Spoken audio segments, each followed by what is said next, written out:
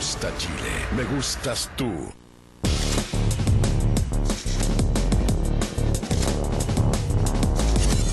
Mirada Económica. Volvemos a Mirada Económica. Usted seguramente ha escuchado el concepto de moroso. ¿Usted alguna vez fue un moroso, sí o no? ¿Qué es estar moroso? Técnicamente es deber 3 o más cuotas, sea de su préstamo, de la deuda o lo que sea. Según un estudio de la Universidad de San Sebastián, el número de morosos, sorprendentemente en nuestro país, desde que se hace este estudio, cayó por primera vez en 4 años, 1,1%. ¿Qué está pasando? Hay menos morosos, pero justo en tiempos de crisis. Lo vemos en la nota de Cotec del Solar y después lo seguimos comentando aquí, este tema de los morosos que llama bastante la atención. ¿Quién en este país no está endeudado? Por primera vez caen los niveles de morosos en Chile. En el último trimestre, 38.378 personas dejaron esta categoría. Cuando se produce esta contracción de la actividad económica o menor actividad económica, ¿no es cierto?, como lo estamos viendo hoy en día en el país, las personas actúan con mucha más cautela frente al gasto en consumo. Es una baja pequeña del 1,1%, pero muestra que aunque les cuesta llegar a fin de mes, buscan la fórmula para saldar el compromiso. El arreglo de cumplir, porque sé que igual aquí los intereses y todo es re complicado. Priorizamos nuestros recursos económicos a pagar lo más importante y después vamos dejando las cosas para después. Hay que ordenarse nomás, no hay que tentarse nomás. Yo pasé un periodo súper difícil y uno aprende la lección. Para los jóvenes entre 25 a 29 años, la situación financiera es más compleja. La morosidad aumentó, pero ojo que los adolescentes cambiaron rotundamente su relación con el gasto. No pedir nada y endeudarme solamente con el CAE. ¿Solo con la universidad? Solo con la universidad. No tenemos las posibilidades para darnos ese lujo de endeudarnos. Hay que ser consciente igual cuando pueda o no pueda. El capítulo más dramático lo viven los adultos mayores. Si la jubilación promedio es de 200.000 pesos, sus posibilidades para cancelar una cuota, por ejemplo, se reducen al mínimo. Tienen una mora promedio que equivale a 8,2 veces esas jubilaciones. Por lo tanto, si ellos, para ponerse al día con los compromisos que tienen en materia de morosidad, tendrían que dejar de comer, alimentarse, vestirse. No tenía más opción. Alicia, a sus 80 años, se vio obligada a pedir dinero. Cuando falleció mi marido, pedí un préstamo a Caja de los Andes. Me prestaban 300 lucas. El total que debía cubrir 800.000 pesos. Hoy no sabe cómo resolverlo. Me molesta porque resulta que tampoco nos dan la facilidad de nosotros trabajar en algo, porque no me quitan la pensión. Y en la calle nos encontramos con ella. Astrid nos pidió comunicar sus consejos económicos, no de una experta, sino los que nacen del sentido común. Yo creo que cuando uno tiene, se puede dar su gustito, pero cuando no, no. Y ideal también comprar todo al contado, romper las tarjetas, tener al contado, solamente lo que si tiene, si no, no nomás. Así se va desarrollando una cultura financiera positiva que todavía tiene mucho por aprender cuando 6 de cada 10 chilenos vive preocupado por alguna deuda. Baja el número de morosos, pero ahí hay un punto bien importante, Roberto, para analizar el contexto de estar apretado económicamente. ¿Puede ayudar a que justamente baje el número o puede tener un efecto totalmente contrario, de que de alguna manera no se puedan pagar las deudas? Bueno, yo creo que hay distintas realidades. Efectivamente hay personas que probablemente ante una situación que ya se venía viendo más complicada, digan, ¿sabes qué más? Voy a ser más conservador, voy a ser menos agresivo. Y si uno ve en ciertas áreas, en ciertos segmentos, incluso empresas, efectivamente muchas hoy día están mucho más cautas, ¿ah? Y por lo tanto son esos consumidores o esos clientes que probablemente tienen hoy día una mayor educación o una mayor conciencia. Pero también está la otra realidad, ¿cierto? Están algunos que se complicaron, algunos que quizás perdieron el trabajo o que tienen un trabajo más precario y que por lo tanto hoy día les cuesta mucho más llegar a fin de mes y pagar sus cuotas y no caer en esta morosidad. Ahora, aún así, nuevamente la cifra en agregado parece una cifra bastante interesante y hasta un poco curiosa, pero también hay que tener cuidado que tampoco estamos en una crisis financiera, tampoco estamos en recesión. Entonces, el país sigue creciendo, bajo, no muy fuerte, pero sigue creciendo. Entonces, tampoco es como para llamar tanto la atención y quizás sí tendremos que ver un tiempo mayor de una actividad más baja para ahí eventualmente empezar a ver una Claro, lo que pasa es que morosidad. finalmente uno como que ya da, de alguna manera, por cerrado el año, ya está pensando qué va a pasar el próximo.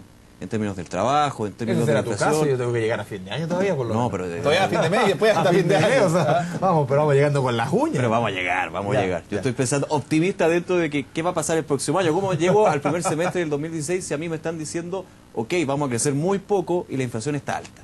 Bueno, pero también tiene que ir con el mercado laboral. Esto, como vimos, que efectivamente a nivel agregado y general, el mercado laboral todavía está razonablemente bueno, digamos, en términos de desempleo. También eso lo impacta. Ahora, al revés, si el desempleo se hubiera disparado un punto más, de seguro estaríamos viendo otros niveles de morosidad. Tú decías, el crecimiento económico en nuestro país está creciendo poco, pero está creciendo. Las cifras que entregó el Banco Central, las predicciones hablan entre 1,5 y 2,5, fue 1,1. La pregunta es como la pregunta del millón, se ha hecho durante todo el año. ¿Cuánto de este 1,1 o este bajo crecimiento tiene que ver con el efecto externo, con el escenario, con el barrio, con los mercados emergentes, con China que cae? ¿Y cuánto tiene que ver con el propio ruido interno? Yo recuerdo alguna vez, Vittorio Coro dijo, a ver, 60% afuera, 30% adentro y 10% de otro, pero eso fue hace bastante. ¿La ecuación ha ido cambiando? ¿El escenario interno cada vez afecta más o no es tan así? A ver, es súper difícil porque la verdad es que tiene un modelo prácticamente muy sofisticado y complejo y ni siquiera estaríamos... Uno diría casi estómago. Sí, por eso, estómago. Yo diría que claramente, o sea, nadie puede conocer que el escenario externo no está fácil. Entonces, sobre todo para Chile o países similares. ¿Por qué? Porque somos commodity dependientes, dependemos del precio de los commodities. Pero lo que pasa con Brasil y Venezuela es... Claro, estamos súper bien. y el precio del cobre que efectivamente no pega. Ahora, ojo, pero también tenemos el precio del petróleo muy barato. Entonces, que nosotros somos importadores netos, entonces en el neto el efecto no es tan malo para Chile. Entonces, si uno ve ese análisis y ve que tampoco las tasas de interés también están relativamente bajas a nivel internacional, el mundo se sigue moviendo con menor comercio, etcétera, si tú me dices a mí, yo creo que no más del 50% está afuera y quizá el 40%, y yo creo que al revés, la ecuación es quizá un poco distinta a Vittorio Corvo, 40 afuera, 50 adentro y 10 de otros factores. O sea, podríamos estar potencialmente creciendo mucho más. ¿Cuál es nuestro techo hoy día de crecimiento? Si hoy día estamos creciendo, no sé, se habla del 2,5, del 2 que vamos a crecer este año. ¿Cuánto es nuestro techo hoy día? Yo creo que hoy día, como está la situación económica en Chile, nuestro techo anda cerca del 2,5%. De hecho... Pero si no tuviéramos reforma, yo me refiero, si la cosa estuviera normal políticamente Digamos en lo y no interno, hubiera ruido, en lo exacto. interno. Porque dice el potencial. Probablemente estaríamos más cerca del 3,5-4%. Yo creo que este país, efectivamente, nuevamente, es muy afectado por el precio del cobre. Ya hemos visto las inversiones han caído, ¿cierto? Ya se acabó el boom minero y eso eso nos pega un punto y medio. Pero este país tiene la posibilidad de crecer más, ha mostrado en los años recientes esa situación y claramente, aunque lo decían distinto, cuando tú ves las importaciones, salvo las últimas que subieron, ¿cierto? Pero en general los últimos casi 24 meses han caído los niveles de inversión, etcétera. Entonces, y cuando ves las confianzas de los consumidores y de los empresarios están a niveles bastante bajos, no los mínimos de los últimos 10 años, pero sí a niveles bastante acotados y claramente pesimistas. Entonces, eso, más el ruido que generó en su momento la reforma tributaria, que además hay que reformarla nuevamente, la reforma laboral, ¿cierto? Que no hay reemplazo interno, etcétera, y las otras reformas en industrias como la salud, las pensiones y otras que están ahí en el camino. ¿Pero cuánto hay también de campaña del terror? Para ser derechamente, porque yo veo algunos medios que realmente dicen que poco menos que Chile se va a transformar en Venezuela y en Cuba, y a ver, por favor, mantengamos un poquito el orden. Y la pregunta es cuánto de ese pesimismo se justifica en hechos concretos. Porque si no, si decimos esta profecía autocumplida que va a venir el lobo va a venir. Si lo llamamos todo el rato va a venir. Pero ¿cuánto hay de campaña del terror? Porque uno dice, también hay yo escuché el otro día a Alfonso Suete, hijo o paso, que decía, a ver, también había un discurso del empresariado súper errático, muy negativo, muy desde el discurso y poco contenido. Es decir, casi con una frase hecha y que no tiene mucho de fondo.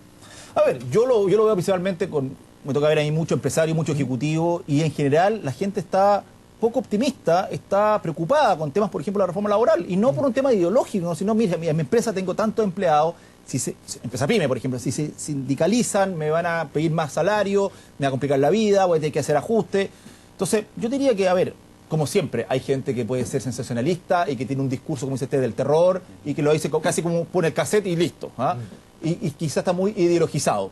Pero yo viendo la realidad de gente que tampoco tiene un centro de pensamiento político determinado, de verdad está muy complicada. Gente que de verdad se la puede pensar. Paralizada en términos de los presupuestos, de las inversiones, en ese punto. En ese punto, y por tanto también dice, a ver, doy el salto, crezco, no, mira, sabes que más el país está creciendo poco. Ahora, también hay un efecto positivo. Por ejemplo, hay un grupo de empresarios chilenos, mediano, que están todo 100% concentrado en Chile. Y Chile es chiquitito, ¿cierto? Estamos al final del mundo, qué sé yo, y cobre dependiente. ¿Y qué están haciendo? Diversificándose. ¿Sabes qué más? Vamos a ir a invertir a Perú, con negocios reales, a Colombia, quizás algunos están pensando en Centroamérica, probablemente Brasil no, probablemente, ni Argentina, no, ni Argentina tampoco. Pero probablemente después de esta crisis o de esta situación más complicada van a estar mucho más robusto en ese sentido. Así que también hay gente que está invirtiendo, eso hay que decirlo. Pero, por ejemplo, en contratación, mucho más complicado. Dices, ¿sabes qué más? Con la reforma laboral se va a complicar mucho más este tema. ¿Y qué van a hacer? No es que van a salirse del negocio. ¿Qué están haciendo? Van a irse mucho más a tecnificar su empresa. Ahora, eso tampoco parece malo, ¿cierto? Porque van a tener más tecnología. Pero van a sustituir mano de obra menos calificada, por ejemplo. Va a ser un cambio demasiado errático, demasiado rápido, por alguna manera. Bueno, lo hace que han sido muchos cambios. Entonces, nuevamente, el mismo gobierno lo reconoció en su minuto. Y además, muchos de los cambios mal hechos, ¿me entiendes? O sea, la idea, la intención, yo creo que muy comprada. Yo creo que este país necesitaba una reforma tributaria, una reforma laboral, pero no de la manera que se está haciendo, que se ha hecho. Entonces, nuevamente, siempre hay extremos, pero yo creo que en general, ¿qué es lo que hace el empresario? El empresario vela por sí mismo, por su propio bienestar, y en ese ámbito busca la mejor forma de organizarse. Ahora, un famoso economista Keynes, inglés, decía... John Maynard Keynes, que decía él, el capital ataca huyendo. Entonces, cuando el capital se siente complicado, se va. No es que... yo creo que en general nuestro empresariado no es tan ideologizado. Yo creo que nuestro empresario en general busca crecer, desarrollarse, y así lo ha hecho en los últimos 25 años. Roberto, te agradecemos tu presencia aquí en Mirada Económica. Media hora que se pasó volando, yo creo que nos faltó nada a tocar. Así que te agradecemos la presencia, siempre súper claro, súper directo, así que muchas gracias. Muchas gracias a ustedes, Andrés y Nicolás. Gracias, Roberto. Nicolás, despida el programa, Mirada Económica. Muchísimas gracias a ustedes por acompañarnos en este Mirada Económica. Como siempre, nuestro Twitter, @Mirada Económica, comentarios, dudas, temas, críticas. Lo que quiera, pelambre. No, farándula no. No, farándula no. Pero siempre no siga la somos tan sintonía del canal 24 horas, porque aquí siempre es hora de noticias. Que le vaya bien.